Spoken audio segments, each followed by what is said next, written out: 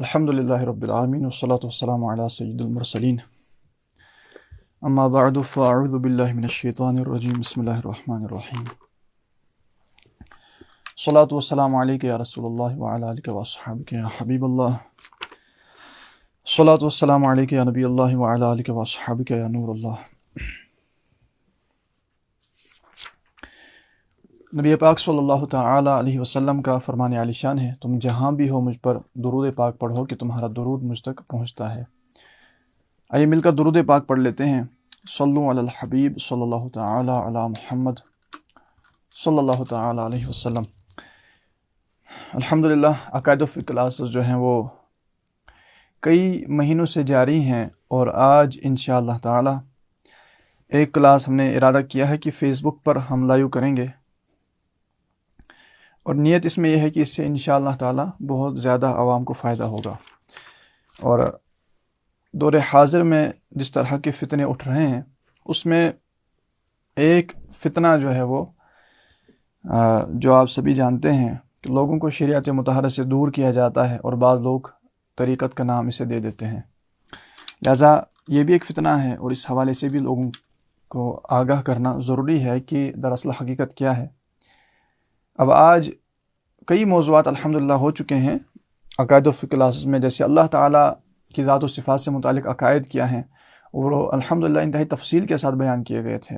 نبی پاک صلی اللہ علیہ وسلم سے متعلق، دیگر انبیاء علیہم الصلاۃ والسلام سے متعلق عقائد، قیامت سے متعلق، عالم برزخ سے متعلق، صحابہ کرام علیہم رضوان سے متعلق، اسی طرح جنات سے متعلق، اور دیگر جو اہم عقائد ہیں، قیامت کی علامات اور اولیاء کرام سے متعلق جو عقائد ہیں۔ بہرحال کئی عقائد ہم نے عقائد و فقہ کلاس میں بیان کیے ہیں، اور بہت تفصیل سے بیان کیے ہیں۔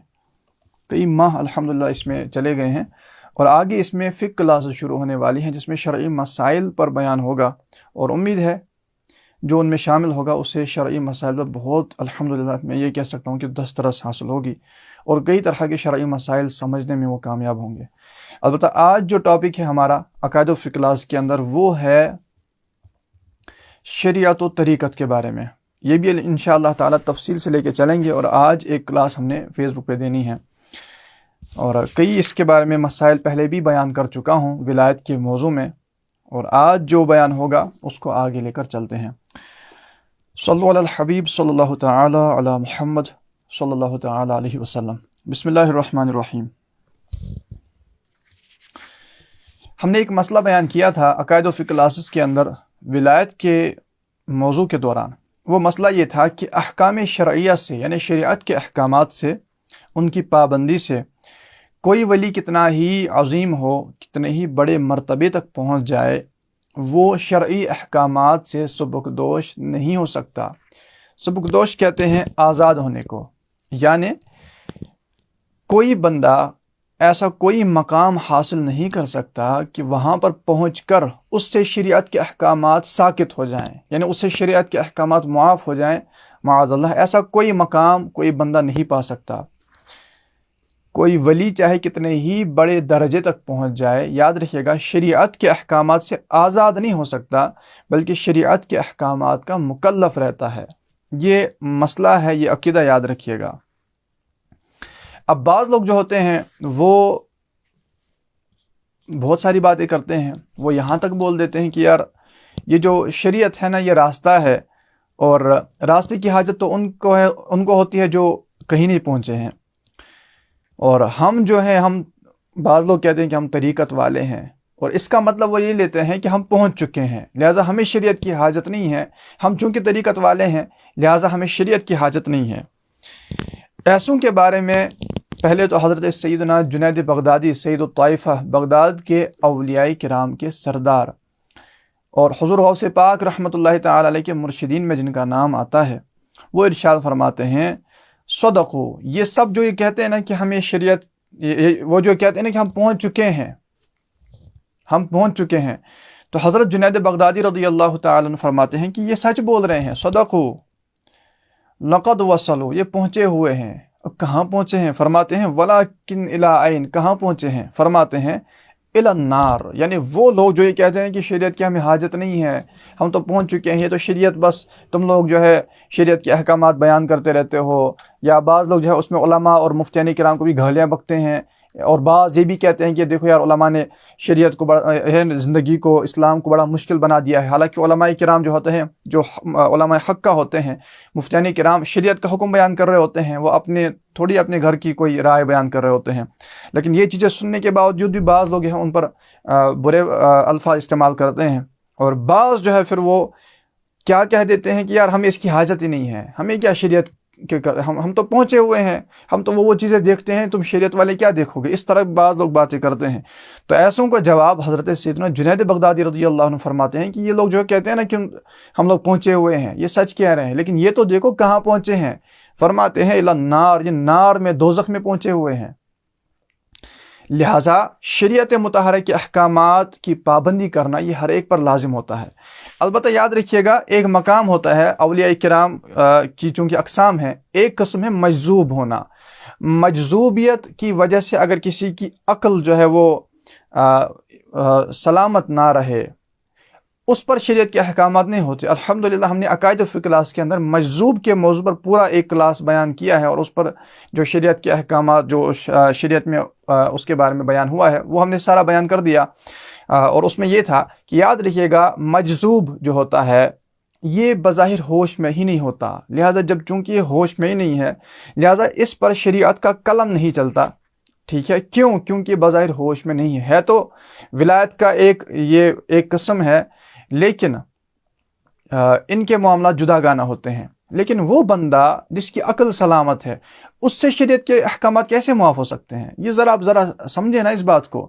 بعض لوگ کیا کرتے ہیں، وہ مجذوب جو ہوتے ہیں، مجذوب کے کاموں کو دلیل بناتے ہیں، حالانکہ علماء کرام نے واضح اس بات کی تصریح فرمائی ہے کہ مجذوب سے جو حالت جذب میں کام ہوتے ہیں، جو الفاظ سرزد ہوتے ہیں، ان کو سند بنانا ہی بے وقوفی ہے، ان کو سند بنا ہی نہیں سکتے، ان کی اطاعت کر ہی نہیں سکتے، ان کی اطاعت کرنا ہی ناجائز ہوتا ہے۔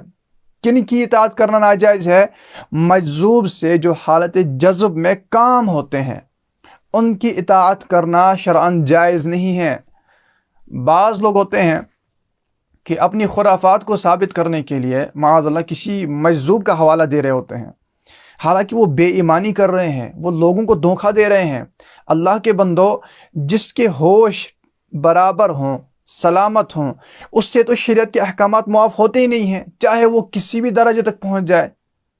یہ سمجھنے کی بات ہے نا۔ ہاں، جس سے ہوش ہی ساکت ہو جائیں، تو چونکہ ہوش ہی سلامت نہیں ہے تو شریعت کا قلم وہاں پہ نہیں چلتا، ٹھیک ہے، وہ مکلف نہیں ہوتا۔ لیکن جس کے ہوش سلامت ہیں، اگر وہ کوئی ایسا کام کرے گا کہ شریعت نے جس کو حرام قرار دیا ہے، ظاہر سی بات ہے گناہ گار ہوگا۔ اب مثال کے طور پر مجذوب کے بارے میں، چونکہ ایک پوری کلاس ہے وہ انشاءاللہ تعالیٰ اپلوڈ ہوگی، میں سب سے گزارش کرتا ہوں آپ سنیے گا۔ ایسی باتیں مجذوب کے حوالے سے بیان کی گئی ہیں کہ ہو سکتا ہے بہت سارے نہ جانتے ہوں۔ اب اس میں کچھ ایسی باتیں بھی ہیں کہ یہ محبت کے غلبے میں اس مقام تک پہنچے ہوتے ہیں کہ انہیں اپنا آپ بھی یاد نہیں رہتا، نہ انہیں کھانے کی فکر ہوتی ہے، نہ پینے کی فکر ہوتی ہے، نہ سونے جاگنے، نہ پہننے کی، یعنی یہ لا تعلق ہو چکے ہوتے اپنی ذات سے، خدا کی محبت میں ایسے مستغرق ہوتے ہیں، ٹھیک ہے۔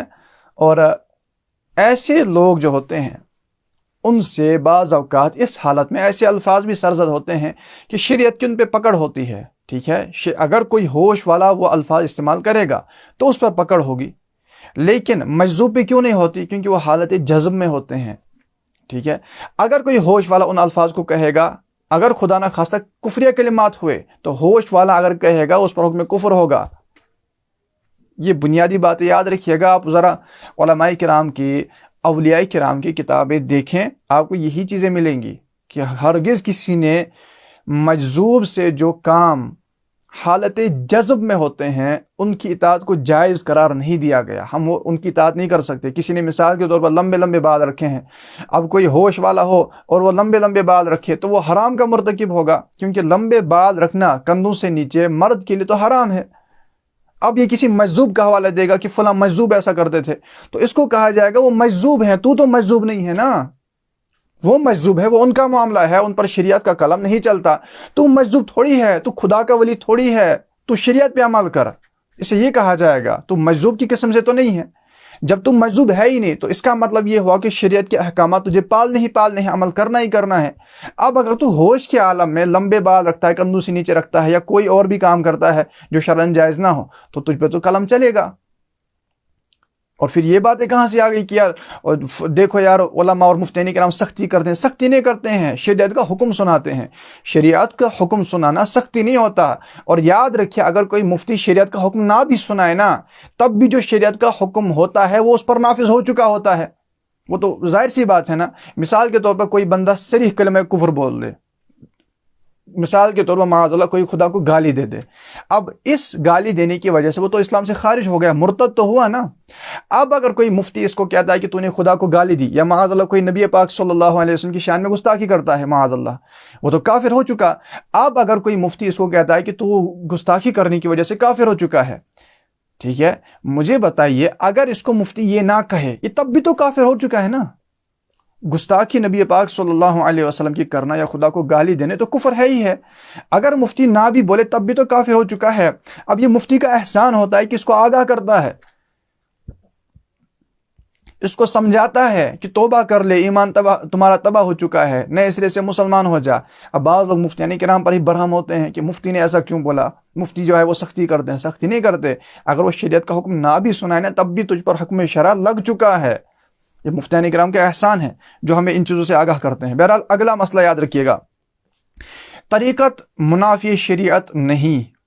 یہ دیکھیے، یہ انتہائی اہم مسئلہ ہے، اس کو لے کر چلنا ہے. انشاءاللہ اس کو میں ڈیٹیل سے لے کر چلوں گا اگلی کلاسز کے اندر. فی الحال بنیاد اور موضوع یاد رکھیے گا. ٹاپک ہے کہ طریقت منافی شریعت نہیں، یعنی طریقت شریعت کے خلاف نہیں ہوا کرتی. یہ شریعت ہی کا باطنی حصہ ہے. میں آپ کو اس کو انشاءاللہ تعالی اس طرح سمجھا دوں گا، بس آپ شامل رہیے گا. یہ جو وساوس ڈالتے ہیں نا، صفایا ہو جائے گا انشاءاللہ تعالی. طریقت جو ہے نا، یہ شریعت کا باطنی حصہ ہے. طریقت شریعت سے منافی نہیں ہوتی. اس کی ایک مثال بیان کی گئی ہے. مثال کے طور پر میں آپ کو عرض کر دیتا ہوں. طریقت کو یوں بھی بیان کیا گیا ہے کہ جو اعمال شریعت نے دیے ہیں، جو شریعت کی طرف سے اعمال مقرر ہیں، ان اعمال کو بدرجہ کمال ادا کرنا، خوبیوں کے ساتھ ادا کرنا، تمام تر آداب کے ساتھ ادا کرنا، خشوع و خضوع کے ساتھ ادا کرنا طریقت ہے. آپ کو میں مزید آسان کر دیتا ہوں. شریعت نے نماز کا حکم دیا، نماز کو چھوڑنا یہ شریعت، یہ طریقت نہیں ہے. نہ تو یہ شریعت ہے نہ طریقت ہے. نماز کو چھوڑنا طریقت نہیں ہے، وہ تو شیطانیت ہے. نماز کو ادا کرنا ظاہر سی بات ہے شریعت کا حکم ہے، لیکن نماز کو اس طرح ادا کرنا جس طرح حدیث پاک کے اندر فرمایا گیا کہ تو نماز ایسے پڑھ جیسے خدا کو دیکھ رہا ہے. یہ ایک کیفیت ہے نا.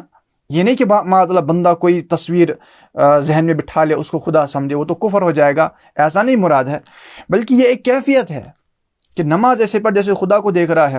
خشوع و خضوع کے ساتھ نماز ادا کرنا، تمام تر آداب کے ساتھ نماز ادا کرنا، دنیاوی تمام تر خیالات کو پیچھے چھوڑ کر فقط اس خیال میں عبادت کرنا کہ میں اللہ کی عبادت کر رہا ہوں. اس کمال کے ساتھ جب بندہ عبادت کرتا ہے، اسی کا نام طریقت ہے. پتہ چلا کہ آج تک لوگوں کو دھوکہ دیا جا رہا تھا، جن کو کہا جا رہا تھا کہ طریقت شریعت کے خلاف ہے. اللہ کے بندو، طریقت شریعت کے خلاف نہیں ہوتی، بلکہ شریعت کے احکامات کو بدرجہ کمال ادا کرنا طریقت ہوتا ہے. ہم نے کیا سمجھ کے رکھا ہے؟ آپ ذرا بزرگان دین کی، اولیاء کرام کی سیرت طیبہ اٹھا کر دیکھ لیں. ان کی نمازوں کا عالم آپ پڑھیں گے نا، آپ حیرت میں ڈوب جائیں گے. نماز ادا کرتے تھے، پھر دنیا کا جو کچھ بنے، کیا ہو کیا نہ ہو، نماز میں مشغول رہتے تھے. یہ ہوتی ہے طریقت والوں کی نماز. یہ نہیں کہ بندہ کہے کہ یار میں طریقت والا ہوں، میں نماز ہی نہیں پڑھوں گا. یہ طریقت نہیں، شیطانیت ہے، ابلیسیت ہے. یہ کوئی کہے گا یار، جیسے مثال کے طور پر نبی پاک صلی اللہ تعالی علیہ وسلم کی مبارک سنتیں ہیں، ان کو اس طرح ادا کرنا بدرجہ کمال، دیوانہ وار، پروانی کی طرح ادا کرنا، استقامت کے ساتھ ادا کرنا، اس تصور میں ڈوب کر ادا کرنا کہ یہ میرے نبی صلی اللہ تعالی علیہ وسلم کا مبارک طریقہ ہے، میں کیسے چھوڑ سکتا ہوں. ان نیتوں کے ساتھ، محبتوں کے ساتھ، اس حسن کے ساتھ جب ادا کرتے ہیں تو یہی تو طریقت ہے. اب چاہے آپ حج کرتے ہیں، مثال کے طور پر جب آپ حج کرتے ہیں، مجھے بولیے حج ادا کرنا یہ شریعت کا حکم ہے. حج ادا نہ کرنا جس پر فرض ہے یہ گناہ ہے، یہ حرام ہے۔ پتہ چلا اگر کوئی حج نہیں کر رہا نا اس پر فرض ہے، وہ گناہ گار ہے، طریقت والا نہیں ہے۔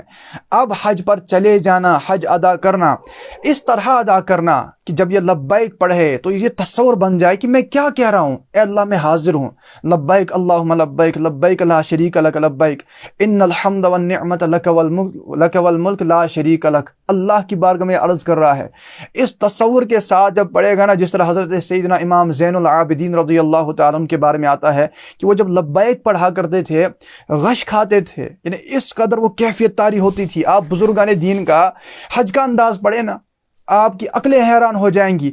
وہ انداز تھا حج کا، وہ طریقت والا ہے، اس کو کہتے ہیں طریقت۔ ہمارا ٹھیک ہے، ہم ارکان ادا کرتے ہیں، بعض لوگ دنیاوی خیالات میں بھی ہوتے ہیں، بعضوں کی نیتیں مضبوط نہیں ہوتی، لیکن چونکہ ارکان ادا کرتے ہیں تو شریعت کے اعتبار سے تو حج ادا ہو ہی گیا۔ لیکن طریقت والوں کا حج کیسا ہوتا ہے؟ وہ جب لبیک پڑھتے ہیں تو غش کھا کر زمین پہ تشریف لاتے ہیں، وہ تمام دنیا سے بے نیاز ہو جاتے ہیں، بس اسی تصور میں ہوتے ہیں کہ میں خدا کی بارگاہ میں حج ادا کر رہا ہوں۔ جب اس طرح کا حج ادا کیا جاتا ہے، پتہ چلا کہ شریعت کا حکم جب بدرجہ کمال ادا کیا جائے، خشوع و خضوع کے ساتھ ادا کیا جائے، اسی کا نام تو طریقت ہے۔ یہ حضرت جنید بغدادی سے پوچھے رضی اللہ تعالیٰ عنہ، جن کے بارگاہ میں ایک مرید حاضر ہوا کہ حضرت 6 ماہ آپ کے ساتھ بیٹھا ہوں، کبھی کوئی کرامت نہیں دیکھی، نہ آپ ہوا میں اڑے، نہ پانی پہ چلے، نہ میں نے کوئی ایسا کمال دیکھا۔ تو آپ نے فرمایا کہ کیا ان مہینوں کے اندر کوئی میرا قدم نبی پاک صلی اللہ علیہ وسلم کی مبارک سنتوں سے ہٹ کر دیکھا؟ عرض کی نہیں حضرت، ایسا تو نہیں دیکھا۔ فرمایا اس سے بڑھ کر کیا کرامت دکھاؤں؟ اللہ کے بندوں، میں اپنے سنیوں سے گزارش کر رہا ہوں، ہمیں دھوکہ دیا جا رہا ہے سنیت کے نام پہ، ہمیں بس یہ بیان کیا جا رہا ہے کہ اللہ کا ولی جو ہے وہ ہوا میں اڑے گا ہی اڑے گا، بھلے وہ شریعت پہ عمل کرتا ہو۔ ہمیں کیا ذہن دیا جا رہا ہے؟ ہاں، اگر کوئی شریعت پہ عمل کرتا ہے، اگر وہ ہوا میں نہیں اڑ رہا نا تو وہ خدا کا ولی نہیں ہے۔ آپ کو کس نے کہہ دیا؟ یہ کتابوں میں واضح تصریح موجود ہے کہ ولی اللہ کے لیے کرامت ہونا بھی ضروری نہیں ہوتا۔ جی ہاں، اللہ کے ولی کے لیے کرامت ضروری نہیں ہوتی، شریعت پہ استقامت ضروری ہوتی ہے۔ اور یہ بھی بیان کیا گیا کہ استقامت یہ کرامت سے بڑھ کر ہوتی ہے۔ ہم نے بس یہی سمجھا کہ جو ہوا میں اڑے بس یہی ہے۔ آپ کو پتہ ہے غیر مسلم بھی اس طرح کر سکتے ہیں، کشمیر والے تو اس سے زیادہ ہی آگاہ ہوں گے۔ جب حضرت شاہ ہمدان رحمۃ اللہ تعالیٰ علیہ کے ساتھ خانقاہ معلیٰ کے قرب میں ایسا واقعہ پیش آیا تھا، تو وہ جو وہاں سے مسلمان نہیں تھا وہ بھی تو ہوا میں ہی اڑا تھا، اس کو بھی ولی کہو گے آپ لوگ؟ جو اس تصور میں بیٹھے ہیں کہ بندہ چاہے شریعت کا انکار کرتا رہے، عمل کرے نہ کرے، اور 2-3 خلاف عادت اس سے کام ظاہر ہو جائیں تو بس وہ خدا کا ولی ہے۔ یہ کس نے آپ کو کہہ دیا؟ دجال مردوں کو زندہ کرے گا، دجال اندھوں کو آنکھیں دے گا۔ آپ ذرا احادیث طیبہ اٹھا کے دیکھ لیں تو کیا دجال کو بھی ولی کہو گے آپ لوگ؟ کہیں تو فرق نکالو گے نا، وہ فرق شریعت ہے، جو فرق تم لوگ نکالو گے نا اسی کا نام شریعت ہے۔ شریعت کے بغیر چارہ نہیں ہے۔ کس نے آپ کو کہہ دیا یا کس نے یہ چیز پھیلا دی کہ شریعت کے بغیر جو ہے وہ بندہ ولایت کے منصب تک پہنچے گا؟ معاذ اللہ رب العالمین۔ شریعت کے خلاف کرتے ہوئے ولایت تک نہیں، اللہ تک نہیں، شیطان تک پہنچتے ہیں۔ یہ قرآن کی آیت سے ثابت ہے۔ حضرت سیدنا کئی سارے اقوال اس پر بھی ہیں، میں کچھ آپ کے سامنے عرض کر دیتا ہوں جو اکابر اولیاء کرام کے ہیں۔ حضرت سیدنا ابراہیم خواص رحمۃ اللہ تعالی علیہ وہ ارشاد فرماتے ہیں، کشف المحجوب کے اندر داتا علی حجویری رحمۃ اللہ علیہ اس کو نقل فرماتے ہیں کہ حضرت ابراہیم خواص بہت بڑی ہستیاں اللہ کے ولی ہیں۔ انہوں نے ارشاد فرمایا کہ اگر ساری مخلوق خدا کو بھول جائے، دنیاوی نعمتوں میں بدمست ہو جائے، فرمایا کہ میں تنہا اکیلا اٹھوں گا دنیا کی ان بلاؤں میں، فرمایا کہ میں اٹھوں گا اور شریعت کے آداب کا محافظ بنوں گا، شریعت کے آداب کی حفاظت کروں گا، تحفظ کروں گا، شریعت کے آداب کے۔ اللہ کے ولی کہہ رہے ہیں کہ میں شریعت کے آداب کا تحفظ کروں گا اگرچہ پوری دنیا خلاف ہو جائے۔ یہ اولیاء کرام کی تعلیمات ہیں، اور ہم کیا سمجھے ہیں؟ بھلے اس سنتوں کو ترک کرتا ہو، شریعت کو پامال کرتا ہو، حرام کام کرتا ہو، شرابیں پیتا ہو، چرس پیتا ہو، نمازیں چھوڑتا ہو، بس 2-3 اس کے خلاف عادت چیز دیکھ لی تو خدا کا ولی ہو گیا۔ اللہ کے بندوں دھوکہ کار ہے، اس کو ولایت نہیں کہتے، نہ اس کو کرامت کہتے ہیں۔ شریعت کی اصطلاح میں اس کو استدراج کہتے ہیں۔ اگر کوئی شخص جو شریعت کا مخالف ہو یا کافر ہو، فاسق فاجر ہو، اگر وہ کوئی ایسا عمل کرتا ہے جو خلاف عادت ہو، خلاف عادت مطلب یہ ہوتا ہے کہ جو عموماً ایسے کام نہیں ہوتے، ٹھیک ہے، جیسے ہوا میں اڑنا ہے، پانی پہ چلنا ہے. اگر کوئی شخص ایسا کام کرتا ہے لیکن وہ شریعت پہ نہیں چلتا، وہ مثال کے مسلمان بھی نہیں ہے، فاسق و فاجر ہے، اگر ایسے بندے سے اس طرح کا کام سرزد ہو جائے تو شریعت کی اصطلاح کے اندر اس کو استدراج کہتے ہیں، کرامت نہیں کہتے. ہمیں ہو کیا گیا ہے، پھر تو آپ جو ہے وہ دجال کو بھی کرامت دے دیں گے، معاذ اللہ. دجال بھی کرامت، دجال کے وقت میں کیا ہوگا، لوگ اس کی یہی چیزیں دیکھ کر تو دھوکہ کھائیں گے. اور آج بھی اس طرح ہو رہا ہے کہ ہم خلاف شرع لوگوں کے یہ کام دیکھ رہے ہوتے ہیں اور معاذ اللہ وہاں پر متاثر ہو کر ہم شریعت کی اہمیت دل کو نکال دیتے ہیں، شریعت کی اہمیت ہم بھول جاتے ہیں. بعض لوگ جو ہے وہ اولیاء کرام کی تعلیمات کے ساتھ ساتھ پھر بعض اوقات معاذ اللہ جو ہے وہ ہو سکتا ہے بعضوں کا ایمان بھی اس وجہ سے نکل جاتا ہو کہ یار ایمان تو ضروری نہیں ہے، فلاں بھی تو اس طرح کر لیتا ہے. کروسین کی دوا کھا کے بھی بندہ ٹھیک ہو جاتا ہے، سر درد ٹھیک ہو جاتا ہے. غیر مسلم بھی بعضوں کا ہاتھ لگا دیتا ہے، 2-3 وہ چیک اپ کر لیتا، بندہ ٹھیک ہو جاتا ہے، بڑی بڑی بیماریاں اس کے ذریعے ٹھیک ہو جاتی، تو کہ وہ بھی خدا کا ولی ہو گیا. تو پیارے اسلام بھائیو، یہ چیزیں سمجھنے کی ہیں. ہمیں الحمدللہ ہم نے اولیاء کرام کے دامن کو پکڑا ہے، ان کی تعلیمات کو سمجھنے کی ضرورت ہے. آج تک کسی نے ایسی تعلیمات نہیں دی ہیں کہ شریعت کے خلاف کرو گے تو پھر وہ بس معاف ہے آپ سب کو، یہ ایسا نہیں ہوتا. اب جیسے مثال کے طور پر چند اقوال آپ کے سامنے پڑھ لیتا ہوں، ہے تو کئی سارے. بزرگان دین رحمہم اللہ المبین فرماتے ہیں کہ شریعت کے بغیر کسی کشف کا کوئی فائدہ نہیں ہے. سبحان اللہ، یہ تو میں بیان کر رہا تھا، شریعت کے بغیر کسی کشف کا. بعض اوقات مثال کے طور پر جیسے میں آپ کو سمجھا دیتا ہوں، فرعون کے محل کے باہر ایک ایسا درخت تھا کہ جس کا سایہ اگر اس کے سامنے 2 بندے بیٹھتے تو 2 بندوں کی بقدر پھیل جاتا، اگر 10 بندے بیٹھ جاتے تو 10 بندوں کی بقدر پھیل جاتا. یہاں تک کہ بیان کیا گیا اگر 1,00,000 بندے اس درخت کے سائے تلے بیٹھتے تو 1,00,000 بندوں کی بقدر اس کا سایہ پھیل جاتا تھا. کیا فرعون کی اس کو کرامت قرار دیں گے آپ؟ فرعون یا نمرود، ان دونوں میں سے محل کے باہر تالاب ایک ایسا تھا جس میں لوگ کوئی دودھ ڈال دیتا، کوئی تیل ڈال دیتا، جس کو جو مرضی ہوتا اس میں ڈال دیتا، لیکن پھر جب واپس اپنا کٹورا اس میں ڈبوتا تھا، وہاں سے نکالتا تھا، حالانکہ وہ سارا مکس ہو چکا ہوتا تھا، تو جو چیز اس نے ڈالی ہوتی تھی وہی واپس نکلتی تھی. اب کیا اس کو آپ نمرود کی کرامت کہیں گے؟ معاذ اللہ. یہ سارے استدراج ہوتے ہیں. کیا آپ نے نہیں پڑھا کہ حضرت سیدنا موسیٰ علیہ السلام کے مقابلے میں 70,000 جادوگروں نے وہاں پر رسیاں رکھی تھی، وہ سانپ بن گئے. اس کو آپ کرامت کہیں گے؟ کیا کہیں گے آپ اس کو؟ وہ تو غیر مسلم تھے نا اس وقت، اس کے بعد وہ ایمان لائے. وہ جادو تھا. یہ چیزیں استدراج ہوتی ہیں. خدا کے بندو یہ چیز سمجھو، اگر کوئی شریعت کے خلاف کر رہا ہے تو اگر وہ کوئی آپ کو اس طرح کا کمال دکھا رہا ہے اس کا کوئی اعتبار نہیں ہوتا.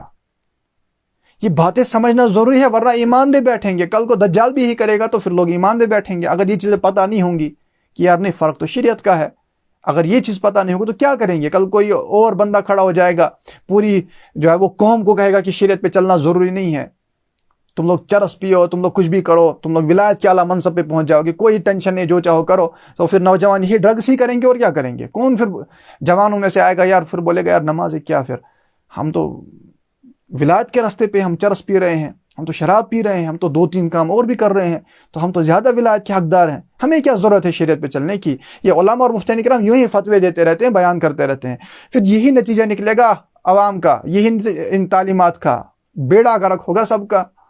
اگر یہی چیزیں جو ہے وہ ہم نے سامنے رکھی اور ان چیزوں کو نہیں سمجھا کہ شریعت بنیاد ہے، شریعت ہی اصل مدار ہے، شریعت کے بغیر چارہ نہیں، شریعت کے بغیر کسی کشف کا بھی کوئی اعتبار نہیں ہوتا. جو شریعت کا مخالف ہوگا وہ لازمی طور پر شیطان کے راستے پر ہے، چاہے وہ بظاہر اپنے کوئی بھی کمال دکھا رہا ہو. وہ تو قرآن کی آیتوں سے ثابت ہے کہ موسیٰ علیہ السلام کے مقابلے میں جادوگروں نے بھی سانپ بنا دیے تھے.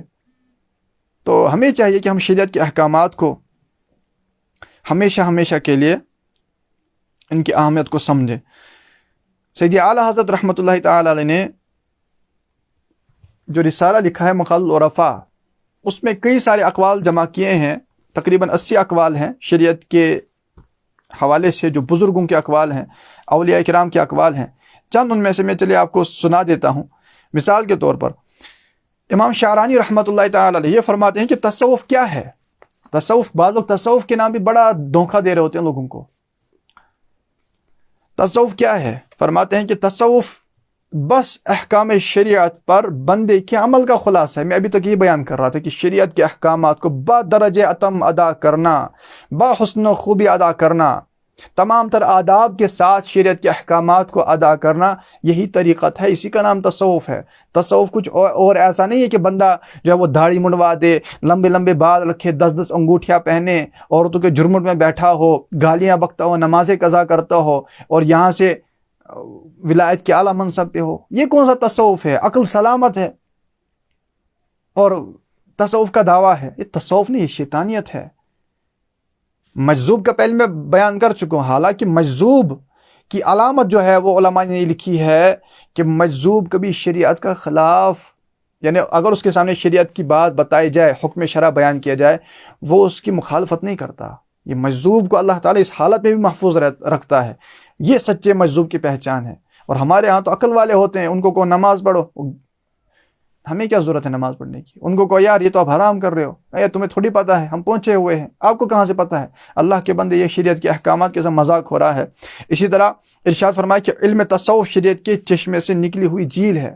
شریعت کے چشمے سے نکلی ہوئی جھیل ہے کیا؟ علم تصوف شریعت کے چشمے سے، اس کو سمجھے گا، شریعت کے چشمے سے نکلی ہوئی جھیل ہے۔ پتہ چلا کہ شریعت کے ساتھ وابستگی ہے، جدا نہیں ہے۔ اسی طرح سبحان اللہ، بزرگان دین فرماتے ہیں کہ صحیح اور سچا علم، سبحان اللہ، صحیح اور سچا علم کشف کبھی بھی شریعت مطہرہ کے خلاف نہیں آتا۔ ایسا نہیں کہ کسی کو کوئی کہے گا کہ یار مجھے کشف ہوا ہے، مجھے شریعت کے خلاف عمل کرنے ہیں، مجھے معاف ہے، مجھے ایسا کچھ نہیں ہوتا۔ اگر کوئی حرام کام کر رہا ہے وہ حرام ہی ہے، وہ اس کو معاف نہیں ہوں گے۔ حضور غوث پاک رحمۃ اللہ علیہ کی بارگاہ میں بھی جب ابلیس جو ہے وہ بادل، خوبصورت بادل، نورانی بادل کی شکل میں آیا تھا اور کہا تھا کہ میں خدا ہوں تمہارا، تمہیں سارے حرام کام حلال ہو گئے، نمازیں معاف ہیں۔ تو حضور غوث پاک رحمۃ اللہ علیہ نے کیا واپس ارشاد فرمایا کہ میرے آقا صلی اللہ تعالی علیہ وسلم پر 6 نمازیں فرض رہیں اور مجھے معاف ہو جائیں، اور آپ نے لا حول ولا قوت الا باللہ پڑھا، وہ بادل جو تھا وہ دھواں بن گیا کیونکہ وہ شیطان تھا، نیچے گر پڑا وہ۔ اب آپ بتائیے، حضور غوث پاک اولیاء کرام کے سردار رحمت اللہ تعالی علیہ، وہ تو یہ تعلیم دے رہے ہیں کہ شریعت کے احکامات مجھے معاف نہیں، اور یہاں پر ان کے نام لینے والے کچھ لوگ شریعت کے خلاف کر رہے ہوتے ہیں اور ان کی ولایت بھی سلب نہیں ہو رہی۔ کمال ہے یار، وہ ولی کے ولی بیٹھے ہیں لوگوں میں۔ کچھ تو اولیاء کرام کے بھی یہاں پر شاید پتہ نہیں کس مقام پر اپنے آپ کو گرداننا چاہتے ہیں۔ علماء تو ویسے علماء تو وہ مانتے ہی نہیں ہیں نا علماء کرام کو، اور علماء کے بغیر ہی وہ چاہتے ہیں کہ ہم بس مقام اعلیٰ تک پہنچ جائیں۔ ان دھوکے بازوں سے برائے کرم سب چوکا نہ رہیں، ورنہ نہ جانے کون سی آندھی آئے گی، کون سا ایسا بیان کر دیں گے کہ آپ کے ایمان کا بھی جنازہ نکال دیں گے اور آپ یہی سمجھیں گے کہ ہم بھی ولایت کے شاید منصب پہ پہنچ چکے ہیں۔ حضرت بسطامی رحمۃ اللہ تعالی علیہ وہ فرماتے، یہ ضرور سنیے گا، وہ فرماتے ہیں کہ اگر تم دیکھو نا کہ کوئی شخص جو ہے وہ اس کو ایسی کرامت ہے کہ وہ ہوا میں 4 زانوں بیٹھتا ہے، اگر ہم دیکھیں گے تو پھر کیا ہم کہیں گے؟ اگر ہم اس طرح کا کسی کا جو اس طرح اولیاء کرام کے مشن کے خلاف ہو، جو بندہ شریعت کے احکامات کی پامالی کرتا ہو، چرس پھونکتا ہو، گھج پھونکتا ہو، وہ اگر ہمارے سامنے ہوا میں بیٹھے، مجھے بتائیے آپ لوگ کیا کہیں گے؟ عام عوام کیا کہے گی؟ یہی تو کہے گی نا کہ علماء کرام خواہ لیکچر دے رہے ہوتے ہیں، اس کو دیکھو یہ تو خدا کا ولی ہے، کیوں ہوا میں 4 زانوں بیٹھتا ہے؟ یہی تو ہمارا تو ذہن یہی بنایا گیا نا، کیونکہ ہمیں شریعت کی اہمیت کا علم نہیں دیا گیا، ہمیں تو ذہن یہی بنایا گیا۔ اور ایسا بندہ پھر اگر ہوا میں اڑ کے کوئی بیان کر دے، بھلے وہ معاذ اللہ کفر بکتے، لوگ ہاں ہاں کریں گے، سبحان اللہ کہیں گے، نعرے بازی دیں گے، اس کے کفر کی بھی وہ تعریف کریں گے، لیکن اللہ کے بندو یہ اولیاء کی تعلیم نہیں ہے۔ نہ اس کو یہ کہیں گے کہ اولیاء کرام کے دامن کو اس نے پکڑا ہوا ہے، اولیاء کرام کے دامن کو پکڑنا ہی نہیں ہوتا۔ اب ان کا قول سنیں، حضرت بسطامی رحمۃ اللہ علیہ رسالہ قشیریہ کے اندر ان کا قول نقل کیا گیا ہے۔ فرماتے ہیں کہ اگر تم کسی شخص کو دیکھو نا کہ اس کو ایسی کرامت دی گئی ہے کہ ہوا میں وہ 4 زانوں بیٹھتا ہے، فرمایا کہ اس کے دھوکے میں مت آنا، وہ دھوکہ دے رہا ہے۔ اللہ کے بندو ذرا اندازہ لگا لو کہ اللہ کے ولیوں کی تعلیمات کیا ہیں۔ ہم اولیاء کرام کے دامن کو پکڑنے والے ہیں نا، پکڑو مضبوطی کے ساتھ. دیکھو کیا تعلیمات دے رہے ہیں کہ 4 زانو بھی ہوا میں بیٹھے نا اس کے دھوکے میں مت آنا, فریب میں مت آنا. کیوں؟ فرماتے ہیں کہ جب تک یہ نہ دیکھو کہ یہ شریعت کے احکامات کے ساتھ, فرائض, واجب, سنن, مستحبات, مکروہات, حرام کے ساتھ کیسا ہے, کہ یہ حرام کام تو نہیں کر رہا.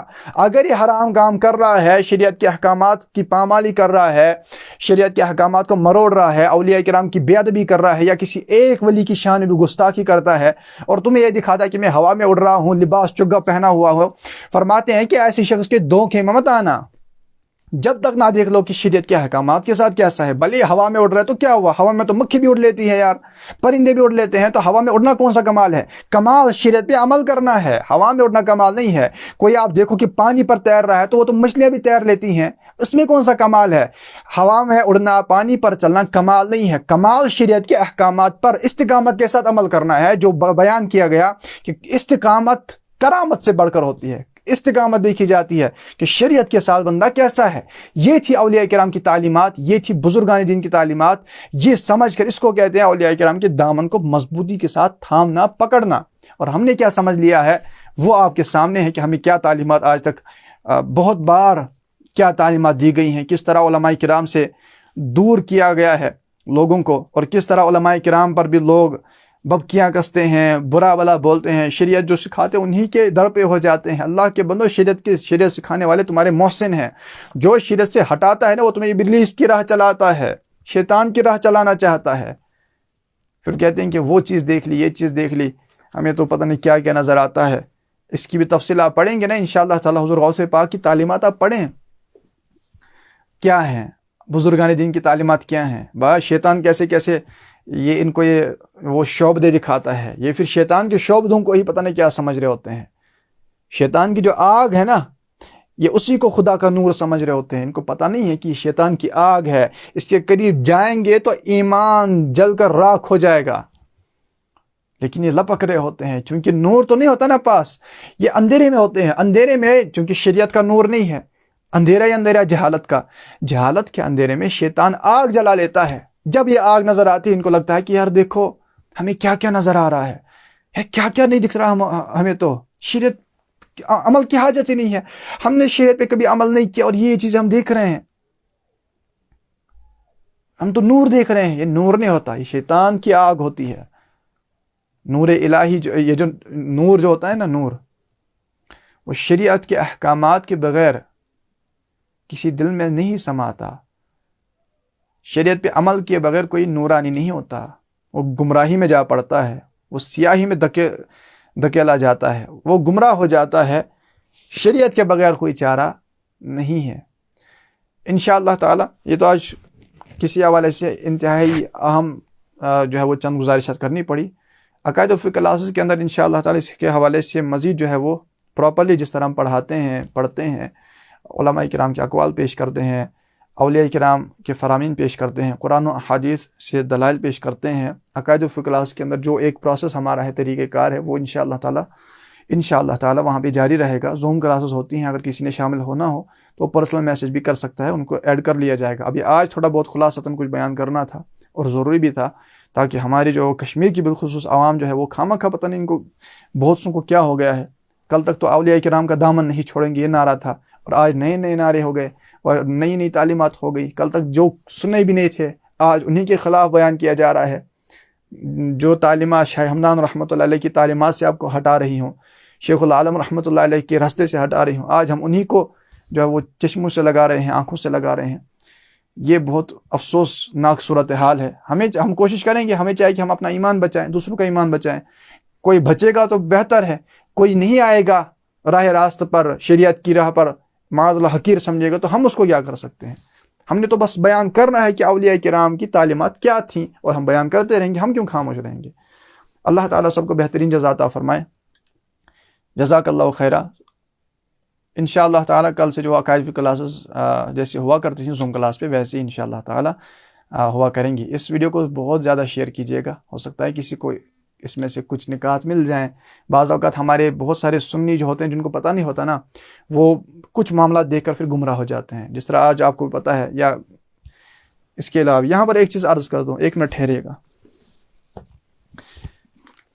اس پر تو الگ سے کام کرنا ہے، لیکن مختصراً عرض کرتے ہیں، مجھے پتا ہے وقت کافی ہو چکا ہے، لیکن 2 منٹ آپ صبر کیجیے گا، یہ انتہائی اہم مسئلہ ہے۔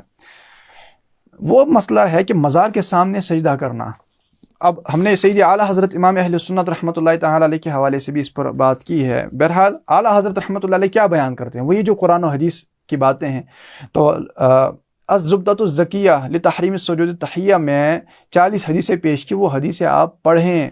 اعلیٰ حضرت رحمۃ اللہ علیہ نے ثابت کیا ہے کہ نماز کا سجدہ بھی قبر کی طرف نہیں کر سکتے، یعنی اگر قبر کے درمیان اور نمازی کے درمیان سترا نہ ہونا تو اب نماز پڑھنا جائز نہیں ہے۔ وہ نماز ہی مکروہ تحریمی قریب حرام ہوتی ہے، نماز واجب الادا ہوتی ہے۔ جو نماز کا سجدہ بھی اگر قبر کے سامنے کرتا ہے وہ بھی جائز نہیں ہے۔ اب ڈائریکٹ صاحب مزار کو سجدہ کرنا، یاد رکھیے گا، یہ کیسے حلال ہو سکتا ہے؟ یہ کون سی طریقت ہے؟ میں ابھی تک یہ تو بیان کر رہا تھا کہ جو حرام کرتا ہے وہ حرام کرتا ہے، وہ طریقت نہیں کر رہا۔ طریقت کا مطلب ہوتا ہے شریعت کے احکامات کو مکمل طور پر عمل کرنا۔ یہاں تو ڈائریکٹ حرام ہو رہے ہیں اور انہی کو طریقت کے منصب پہ بٹھایا ہوا ہے، عجیب مذاق بنا کے رکھا ہے اولیاء کرام کی تعلیمات کو۔ یہاں سے ہم نعرے دیتے ہیں کہ اولیاء کا دامن نہیں چھوڑیں گے، اور وہاں پر تعلیمات کو مروڑ رہے ہیں معاذ اللہ رب العالمین۔ ہم اولیاء کرام کے دامن کو نہ تو کبھی چھوڑیں گے نہ چھوڑنے والے ہیں۔ الحمدللہ جو اولیاء کرام کی تعلیمات ہیں کہ اللہ کے سوا کسی کو سجدہ کر ہی نہیں سکتے، بات ختم ہے۔ عبادت کی نیت کسی اور کو کریں گے سجدے میں کافر ہو جائیں گے، مسلمان ہی رہے گا، ایسا بندہ رہے گا ہی نہیں۔ سجدے میں تعظیم کی نیت کرے گا تو حرام کا مرتکب ہوگا۔ اس پر تفصیلی کلام اعلیٰ حضرت رحمۃ اللہ علیہ نے الزبدۃ الزکیہ میں فتاوی رضویہ کی 22ویں جلد میں کیا ہے۔ آپ ذرا ایک مرتبہ پڑھ کے دیکھیں، 150 نصوص فقہاء کرام کی نقل کی ہیں۔ یہ جھوک نہیں ہوتا، 150 نصوص آپ سمجھتے ہیں کیا ہے؟ ہمیں کتنے فقہاء کے نام یاد ہیں، کتنے نصوص پتہ ہیں؟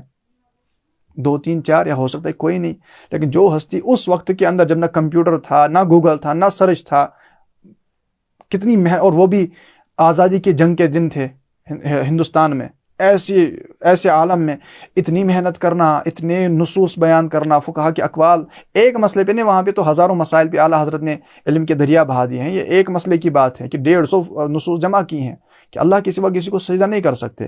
اب یہاں پر بعض لوگ یہ کہہ رہے ہیں کہ یار یہ زمین چومنا ہے، یہ تو ایسا ہے۔ تو دیکھیے، اب دیکھیے، اس حوالے سے عرض کرتا ہوں، مسئلہ یہی عرض کرنا تھا۔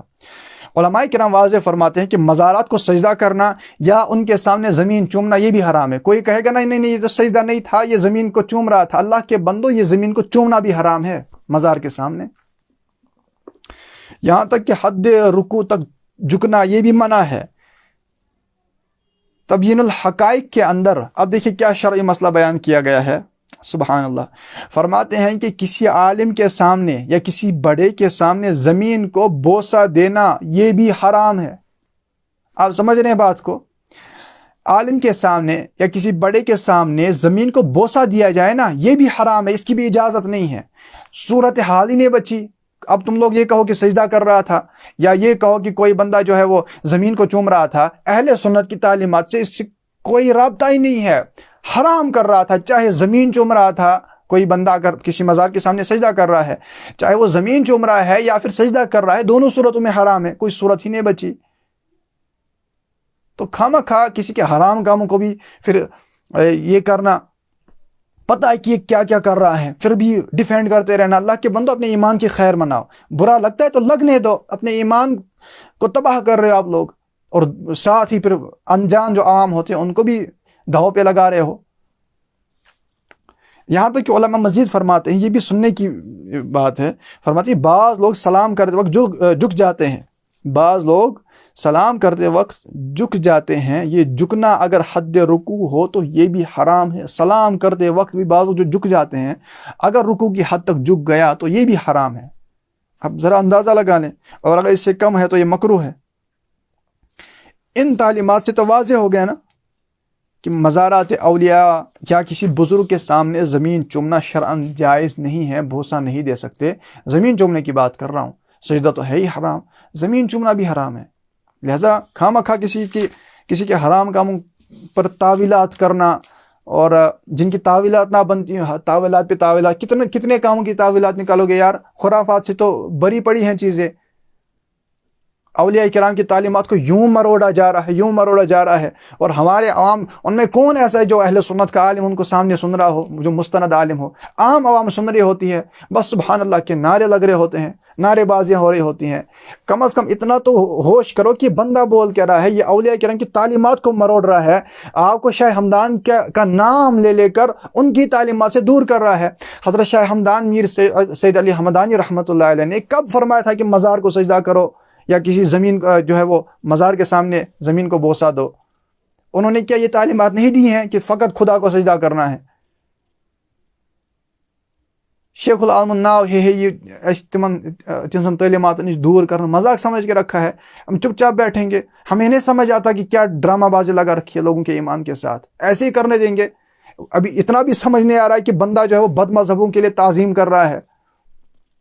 آج تک، کل تک تو یہی بیان کیا جا رہا ہے کہ نہیں یار بد مذہبوں کے تعظیم نہیں کر سکتے کیونکہ نبی پاک صلی اللہ علیہ وسلم کے بارے میں برے عقیدے رکھتے ہیں، یہ سب کو پتہ ہے۔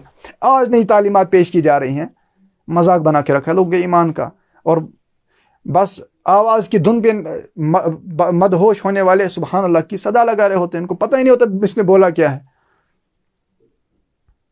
اب برا لگتا ہے تو میں کیا کر سکتا ہوں؟ ہمیں پتہ ہونی چاہیے نا اولیاء کرام نے کیا تعلیمات دی ہیں۔ اللہ ہمیں عقل سلیم عطا کرے اور ایسے فتنوں سے محفوظ رکھے۔ ان فتنوں سے محفوظ رکھنے کا ایک مضبوط ذریعہ ہے وہ سیدی اعلیٰ حضرت رحمۃ اللہ علیہ کے دامن کو مضبوطی کے ساتھ تھامنا ہے۔ دامن کو پکڑیے، کبھی کوئی گمراہ نہیں کر سکے گا، چاہے وہ کچھ بھی آپ کو دکھائے نا، کیسا بھی شور شرابہ مائک پہ کرے، چلائے چیخے، اعلیٰ حضرت کا دامن جب پکڑو گے نا تو انشاءاللہ آپ کو کوئی بھی گمراہ نہیں کر سکے گا۔ اللہ تعالی ہم سب کا ایمان سلامت رکھے۔ جزاک اللہ خیر۔ اس ویڈیو کو زیادہ سے زیادہ شیئر کیجیے گا۔ انشاءاللہ کل سے عقائد و فقہ کلاسز جو ہے وہ معمول کے مطابق زوم پر ہی ہوں گی انشاءاللہ۔ جزاک اللہ خیر۔ السلام علیکم ورحمۃ اللہ وبرکاتہ۔